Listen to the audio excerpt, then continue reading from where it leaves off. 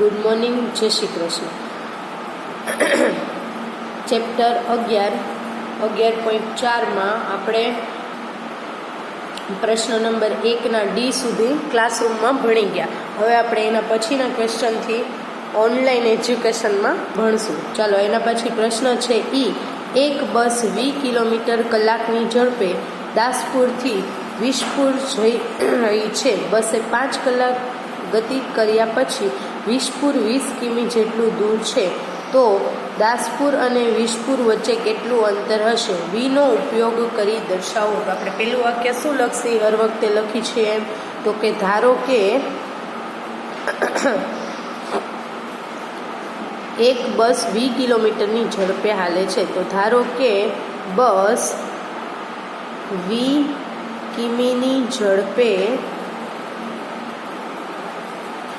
ચાલે છે. આ પેલું વાક્ય થયું તમારું. એના પછી બીજું વાક્ય શું આવશે? બસે 5 કલાક ગતિ કર્યા પછી. તો 5 કલાક ગતિ કર્યા બાદ એમ લખવાનું. 5 કલાક ગતિ કરી તો શું આવે? 5v. તો પછી શું કીધું છે? કર્યા પછી વિસપુર 20 કિમી જેટલું દૂર છે. હજી 5 કલાક ચાલી છે, પછી એ 20 કિલોમીટર કેટલું છે? દૂર છે. તો શું બનશે? 5v પ્લસ 20 કિમી દૂર છે, એટલે હજી એને 20 કિલોમીટર જેટલું અંતર કાપવું પડશે. તો કેટલું દૂર થયું? તો કે 5v પ્લસ 20 જેટલું દૂર થયું. પછી છે પ્રશ્ન બીજો. નીચે આપેલા વિધાનોને કે જેમાં અભિવ્યક્તિનો ઉપયોગ કરેલ છે તેને સામાન્ય ભાષામાં ફેરવો. દાખલા તરીકે, સલીમનો ક્રિકેટ મેચમાં સ્કોર 8 રન છે. નવીનનો સ્કોર 8+15 રન છે.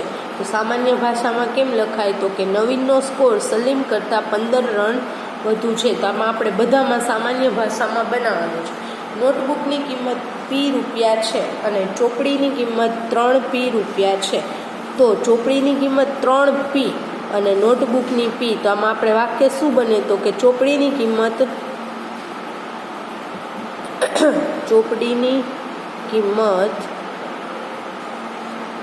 3 ગણી છે. સમજાણું? ચોપડીની કિંમત 3 ગણી છે. કોના કરતાં? તો કે નોટબુક કરતાં. એવી જ રીતના ટોમી ટેબલ પર Q લખોટી મૂકે છે. તેની પાસે 8 Q લખોટી પેટીમાં છે.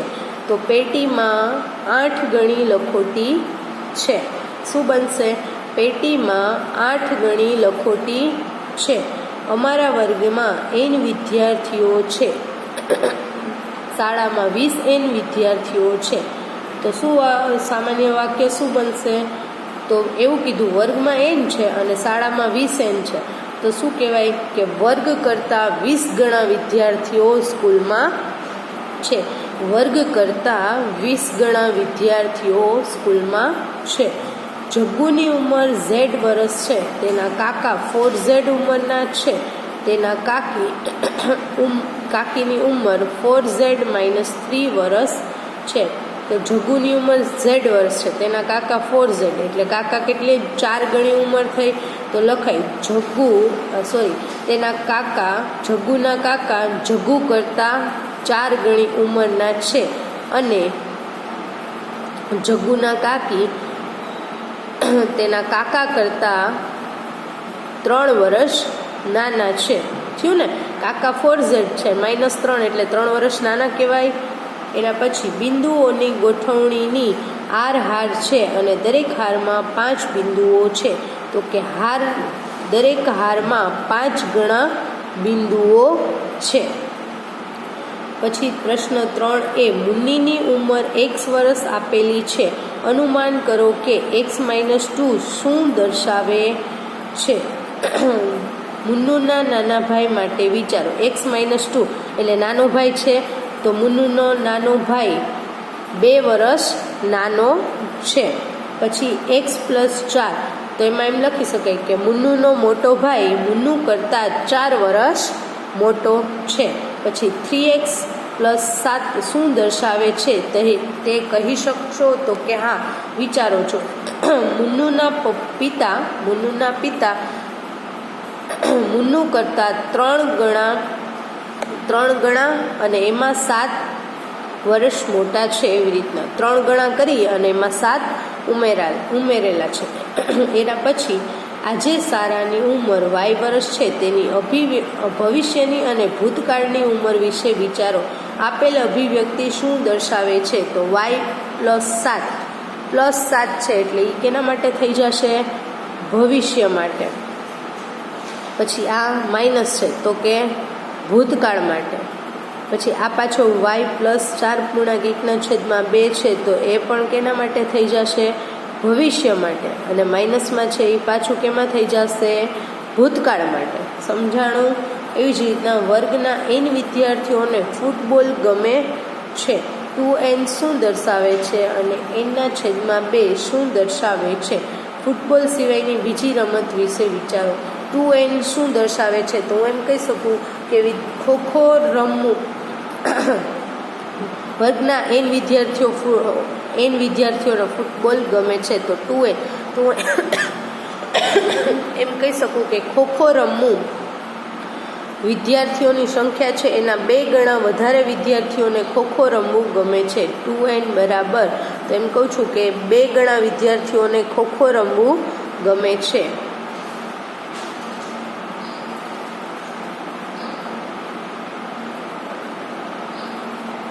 ખોખો રમવું ગમે છે. આવી જ રીતના તમે કહી શકો કે n/2 શું દર્શાવે છે?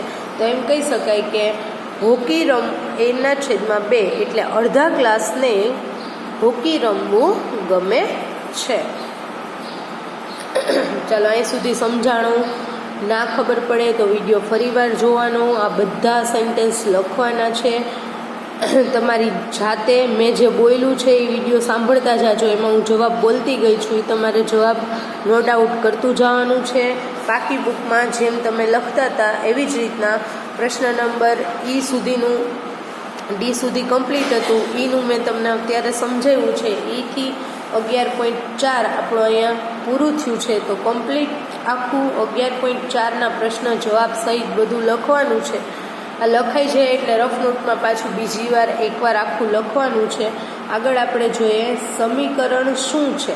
હવે સમીકરણ શું છે, કઈ રીતના સમીકરણ બને. આકૃતિ 11.1માં દર્શાવેલ મૂળાક્ષર L માટેની મેચસ્ટિક પેટર્ન આપણે યાદ કરીએ. આપણી સરળતા માટે ફરીથી આકૃતિ 11.1 અહીં દોરીએ. તો જો એમાં 1, પછી બીમાં 2 છે, સીમાં 3 છે.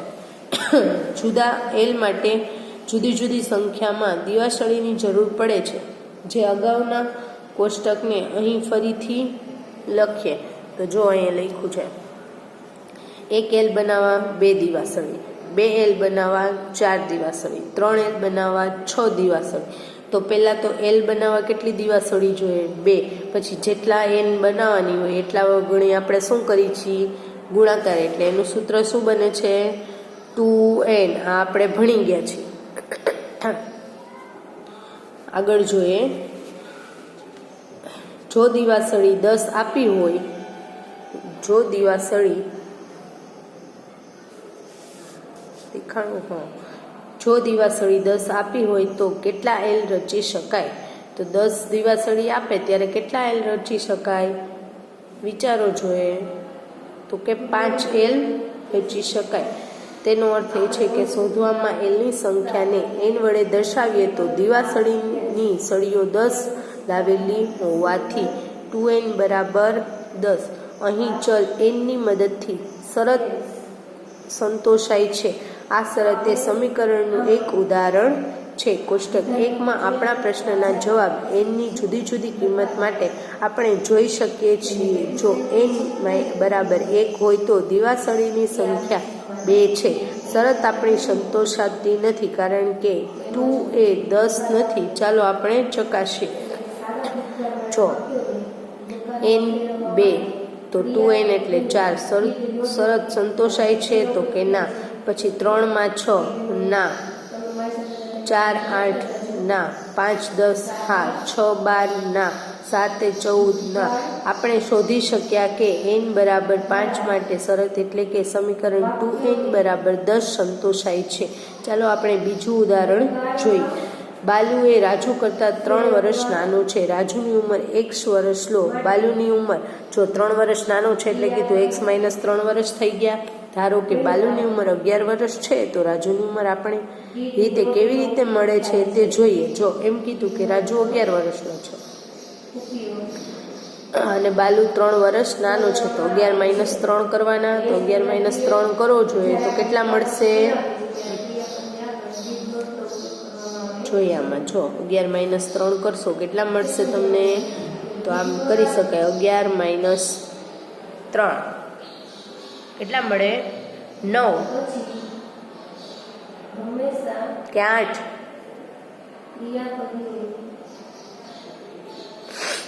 આઠ મળશે ને.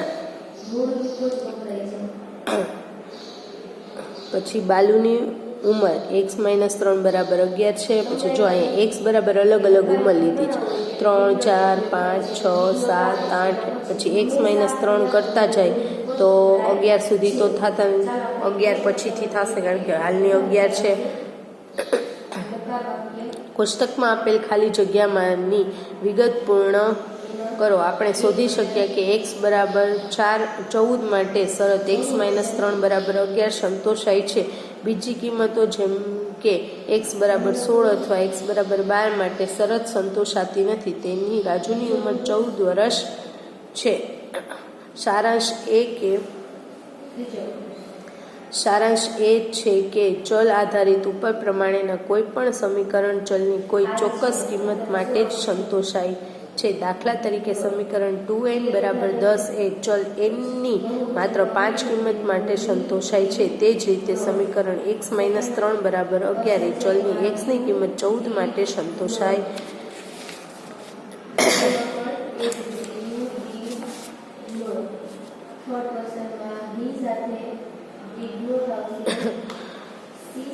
નોંધો કે સમીકરણની બંને બાજુઓ વચ્ચે સરખાપણાનું ચિહ્ન હોય છે એટલે કે બરાબરનું ચિહ્ન હોય છે. ડાબી બાજુની કિંમત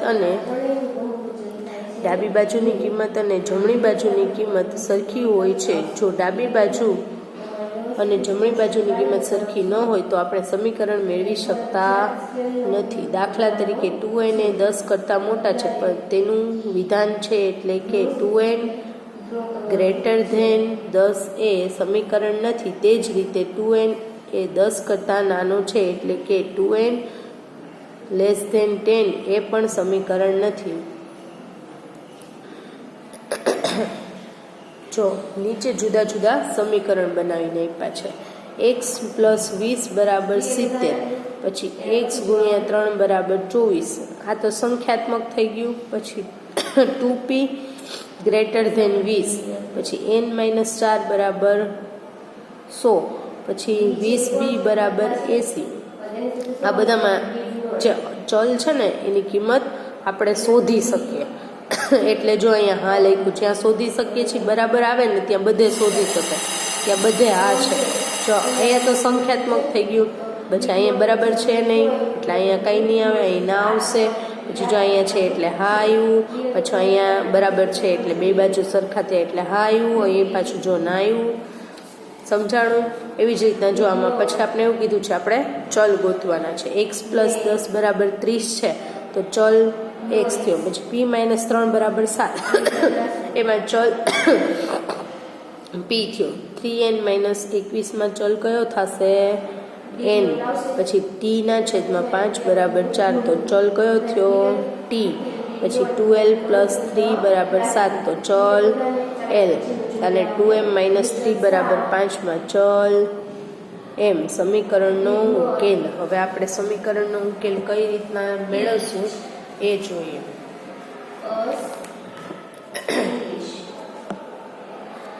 જો n બરાબર 5 વડે સંતોષાય છે. બીજી કોઈ પણ કિંમત માટે સમીકરણ સંતોષાતું નથી. ચલની જે કિંમત માટે સમીકરણ સંતોષાતું હોય તે કિંમતને સમીકરણનો ઉકેલ કહે છે. n બરાબર 5, સમીકરણ 2n બરાબર 10 નો ઉકેલ છે. નોંધો n બરાબર 6 અને 2n બરાબર 10 સમીકરણનો ઉકેલ નથી, કારણ કે n બરાબર 6 લેવામાં આવે તો 2n બરાબર 2 × 6 12 એટલે કે 10 નથી. n બરાબર 4 પણ ઉકેલ નથી. કહો શા માટે? તો એવી જ રીતના 2n બરાબર, તો જો 2 રહેશે, એની જગ્યાએ આપણે 4 લખી નાખ્યા તો એનો મતલબ 2 × 4 બરાબર કેટલા આવી જાય? 8. તો આ 10 આવતા નથી, એટલે આ ઉકેલ નથી. સમજાણું? એવી જ રીતના x14 - 3 વાળો છે,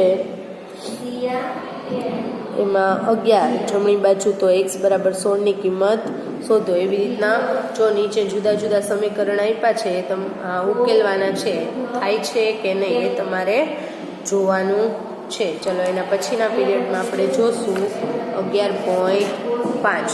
ત્યાં સુધી આ જે સમજાયું છે એનું ફરીથી પાછું બીજી વાર જોવાનું છે અને રિવિઝન કરવાનું છે.